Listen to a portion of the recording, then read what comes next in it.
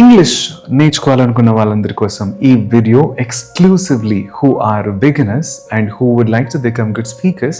For them this video can help you lot. Okay, చాలా మందికి ఎన్ని రకాలుగా నేర్చుకోవాలి, అలాగే ఎన్ని సెంటెన్సెస్ వాడాలి, రోజు ఎన్ని వీడియోస్ చూడాలి, లేదా ఎన్ని వీడియోస్ సేవ్ చేసుకోవాలి, ఎంత మ్యాటర్ రాసుకోవాలి అన్న కన్ఫ్యూజన్ ఉంటుంది కదా. దానికంటే ముందు ఫస్ట్ మనం ఏ స్టేజ్లో ఉన్నామో తెలుసుకోవాలి.